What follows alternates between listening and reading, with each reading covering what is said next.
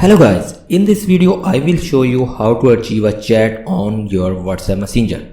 First, open WhatsApp Messenger. This WhatsApp icon look like a green box and tap the chat button. This button is the navigation bar at the bottom of your screen. It will open your chat page. Swipe left on a chat and tap Archive. Your conversation will disappear from your chat list. You can access your chat anytime in your Archive chat folder. Swipe down. On your chat page, you can see your Archive chat and select. If you unarchive, then swipe left and click Unarchive. Now, back this chat back in your inbox.